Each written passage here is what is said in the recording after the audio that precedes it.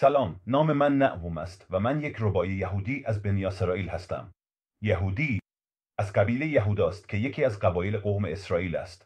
بیایید درباره 7 قانون جهانی صحبت کنیم، 7 قانونی که به عنوان 7 قانون نوح شناخته می‌شوند.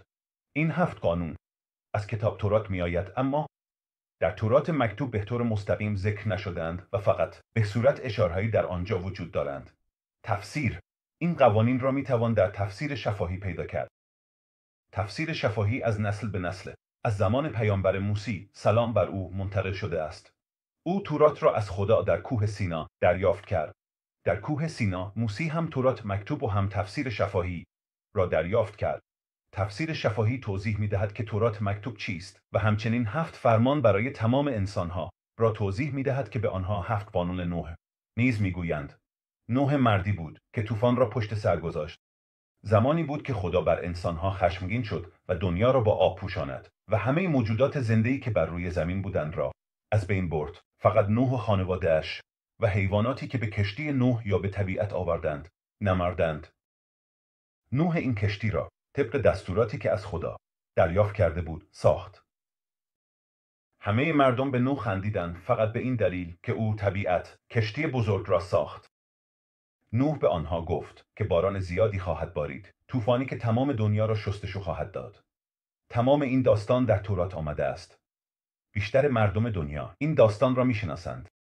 اما چیزی که بسیاری از مردم نمیدانند این است که بعد از اینکه طوفان تمام شد و باران متوقف شد، نوح به همراه تمام خانواده‌اش و حیواناتی که در کشتی بودند خارج شد و نوح 7 قانون و فرمان از خدا دریافت کرد. 7 قانونی برای تمام جهان. یا به خاطر اینکه هر کسی که امروز در دنیا هست در واقع از نوح میآید و ادامه دهنده وجود انسانها در دنیا است.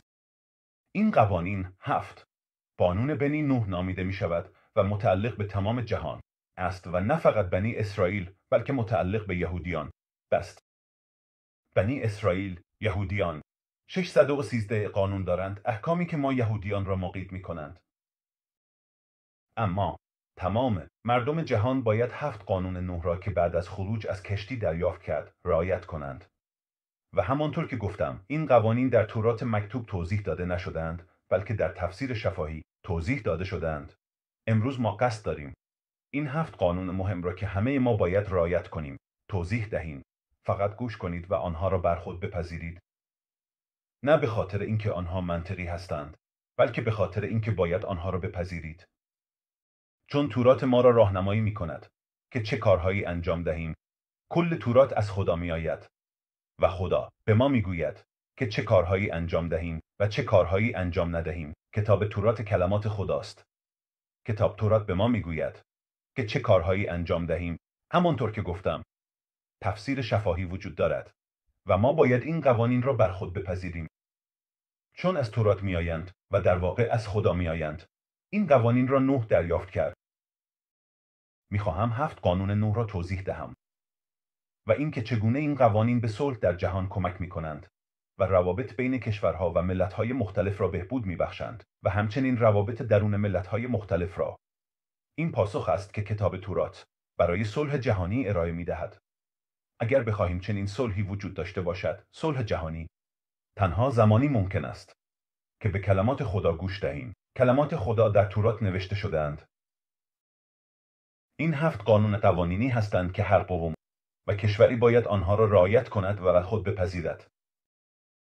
کشوری که طبق این قوانین عمل کند، کشوری قوی خواهد بود و این یک وعده از طرف خداست. در چنین کشوری صلح واقعی برقرار خواهد بود. چنین کشوری تمام برکات را از خدا دریافت خواهد کرد. و وقتی به زمان رستاخیز برسیم، طبق آنچه که تمام پیامبران میگویند، این نسل آخر است. نسل آخر برای تبعید و نسل اول برای رستاخیز. هر کسی که بخواد این 7 قانون را بر خود بپذیرد، به خاطر اینکه از کتاب تورات آمده و از خداست. خدا آنها را به تمام جهان داده و نه فقط به یک قوم. این موضوع در کتاب تورات نوشته شده است. و هر کسی که این قوانین را رعایت کند، سهمی در رستاخیز خواهد داشت. رستاخیز کامل خیلی زود خواهد آمد. امروز میخواهم کمی درباره این 7 قانون توضیح دهم. به کمک خداوند بزرگ. قانون اول: نباید بر روی خدایان دروغین کار کرد. ما فقط به یک خدا ایمان داریم. او یکی است و دیگری نیست. اما این در واقع چه معنایی دارد؟ ما حق نداریم خدا را نقاشی کنیم یا به هر شکلی او را توضیح دهیم. خدا هیچ شکلی ندارد. او جسم ندارد. خدا چیزی است که انسانها توانایی درک عظمت آن را ندارند. اگر کسی به مجسمه‌ای سجده کند یا کسی باور داشته باشد که انسانی خداست، این کار ممنوع است. امروز افرادی هستند که به قدرت پول، به قدرت خودشان ایمان دارند و همچنین دنبال پول و قدرت رفتن، یعنی رفتن در برابر خداوند. افرادی هستند که به دنبال هوس‌های خود می‌دوند، مثل خوردن، نوشیدن، لذت‌جویی، احترام و خیلی چیزهای دیگر. ایمان ما این است که یک خدا وجود دارد و ما بندگان او هستیم و نه هیچ چیز دیگری. ما می توانیم به خدا ایمان داشته باشیم، اما واقعا نمی‌دانیم که او چه فکر می‌کند یا می‌داند و باید با خداوند ساده باشیم و این به خاطر این است که ما در درک او محدود هستیم. ما می توانیم به دنیا نگاه کنیم و تمام کارهای شگفت انگیزی که خداوند انجام داده و انجام می‌دهد را ببینیم، اما واقعا نمی توانیم درک کنیم. خدا قبل از هر چیزی که خلق شده وجود داشته و بعد از آن هم خواهد بود. خدا تا ابد خواهد بود. ما می‌فهمیم که خدا روزی را به جهان می‌دهد. به تمام جهان زندگی می‌دهد. خدا بر تمام جهان نظارت دارد، اما ما انسان‌ها واقعا نمی‌توانیم خدا را درک کنیم. کتاب تورات به ما یاد می‌دهد که چگونه قوانین جهان را رعایت کنیم. کتاب تورات همچنین ما را از پرستش به تا از ساختن تصاویر و از سجده به هیچ چیزی جز خداوند برحذر می‌دارد. پس این اولین قانونی بود که نوح داشت و هر کسی که آن را رعایت کند برکت بر او نازل خواهد شد. دومین قانون نوح این است که فحش دادن به خدا و نام او حرام است. این یک بی احترامی به مقدسات است. ما فقط باید خدا را ستایش کنیم. اما این چه معنایی دارد؟ این یعنی چه که فحش بدهیم؟ یک راه ساده وجود دارد که هر کسی میفهمد که نباید فحش داد.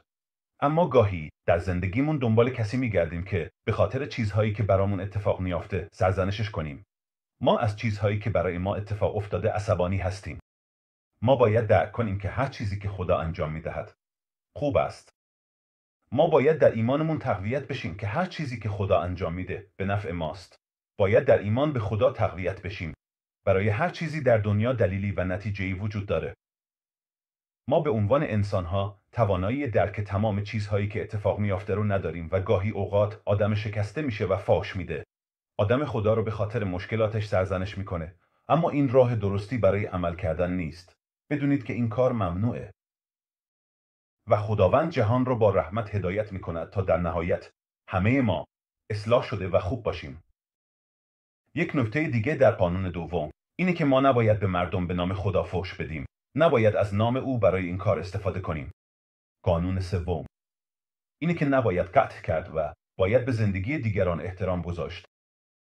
حتی اگر اهل کشور یا قبیله دیگری باشد. میبینیم که افرادی هستند که آدم کشی میکنند و این در نظر خدا خیلی بد است. تورات که یکی از کتب مقدس و مهم در دین یهودیت است، به ما به وضوح و با تاکید فراوان دستور می‌دهد که زندگی انسان دیگری را نگیریم و به هیچ وجه به او آسیب نرسانیم. این دستور به عنوان یکی از اصول اخلاقی و انسانی در این دین شناخته می‌شود و پیروان این دین را به رعایت آن تشویق می‌کند. هدف از این دستور حفظ حرمت و ارزش زندگی انسان‌ها و جلوگیری از خشونت و آسیب به دیگران است. قانون نوشته شده در تورات. اگر کسی بیاد شما را بکشه یا اگر از سوی تروریست ها که به عنوان گروه های خطرناک و بیرحم شناخته می شوند مورد حمله قرار گرفته اید، قتل او را به دادگاه بکشانید و در آنجا با ارائه مدارک و شواهد کافی عدالت را اجرا کنید. این قانون به شما اجازه می دهد تا در برابر تهدیدات جدی از خود دفاع کنید و از سیستم قضایی برای رسیدن به حق خود استفاده نمایید. هیچ کس حق ندارد زندگی کسی را بگیرد، حتی زندگی خودش. به دیگران آسیب نزنید و به خودتان نیز آسیب نزنید. قانون چهارم اینجا روابط ممنوعه است. هر فردی باید به ازدواجها احترام بگذارد. زن باید به شوهرش احترام بگذارد و شوهر هم باید به همسرش احترام بگذارد. ازدواج یک چیز مقدس است. برقراری رابطه جنسی خارج از ازدواج ممنوع است. برقراری رابطه جنسی بین مرد و مرد یا بین زن و زن ممنوع است. برقراری رابطه جنسی درون خانواده ممنوع است. به هیچ وجه با برادر یا خواهر، مادر، پدر، پسر یا دختر. برقراری رابطه جنسی با زن متأهل یا مرد متأهل ممنوع است. برقراری رابطه جنسی با حیوانات ممنوع است. همه اینها چیزهایی هستند که کتاب تورات اجازه نمی‌دهد. ما باید به کتاب تورات احترام بگذاریم. تورات به ما توضیح می‌دهد که یک رابطه سالم بین یک مرد و زن متأهل چگونه باید باشد. این سیستم درسته. شما می توانید خودتان ببینید که ملت‌ها و کشورهایی که به این قوانین احترام نمی‌گذارند، تمام برکات خود را از دست می‌دهند. آنها جنگ‌ها و مشکلات زیادی دارند و این مشکلات به وجود می‌آیند چون به این قوانین احترام نمی‌گذارند. خیلی مهمه که بفهمید این قانون چقدر بنیادیه. این راهی است که باید باشد. راه خداوند. قانون پنجم نو. نباید دزدی کرد و باید به اموال هر فردی احترام گذاشت.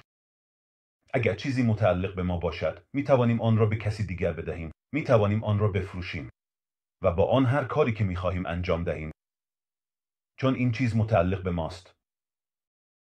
ما نمی توانیم چیزی را از کسی بدون اجازهش بگیریم. چنین چیزی دزدی نامیده می شود. کتاب تورات به ما فرمان می دهد که دزدی نکنیم.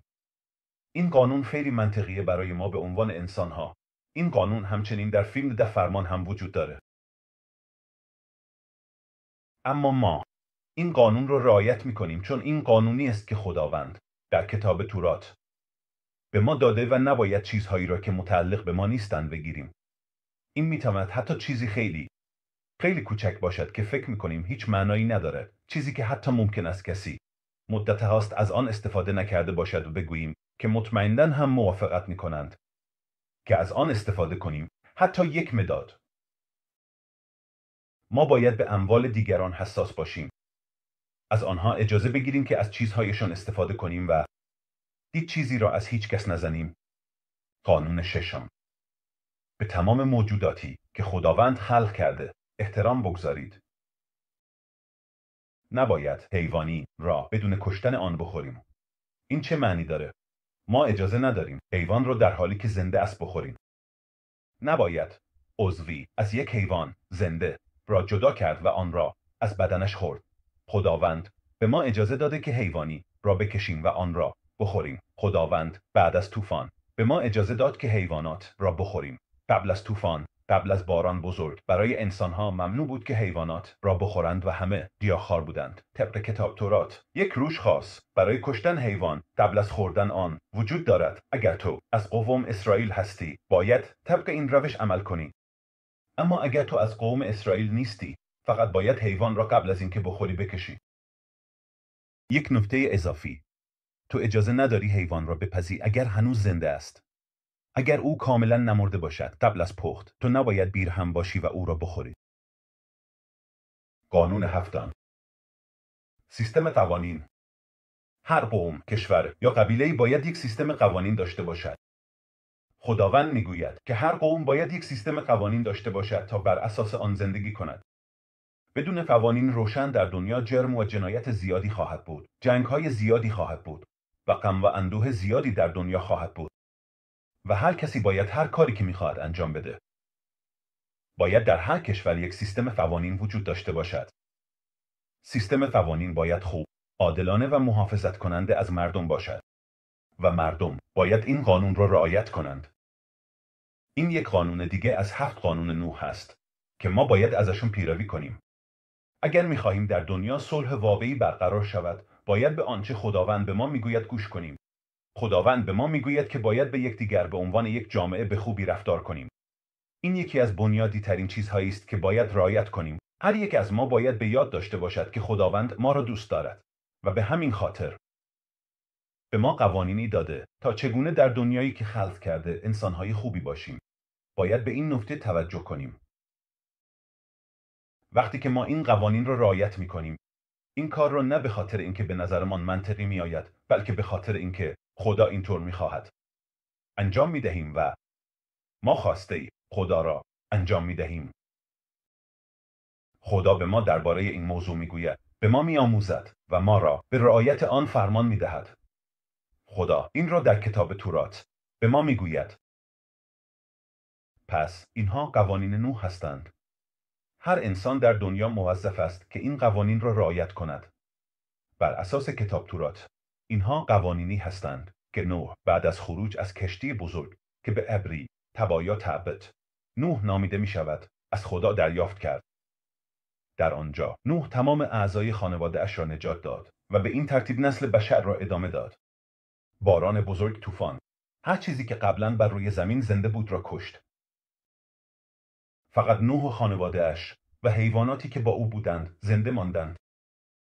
7 قانونی که تمام بشریت موظف به رعایت آنهاست. نوح این قوانین را از خدا دریافت کرد و هر مرد و زنی در دنیا موظف است که آنها را رعایت کند، مهم نیست از کجا آمده‌اند. آیا شما می‌خواهید در دنیا صلح واقعی برقرار شود؟ آیا شما می‌خواهید در بین خودتان و دوستانتان صلح واقعی برقرار کنید؟ صلح واقعی با همسایه‌های خودتان، با یک کشور دیگه. شروع کنید به رعایت این قوانین. خدا فقط خیر و خوبی برای همه ما می‌خواهد. خیلی ممنون و سلام.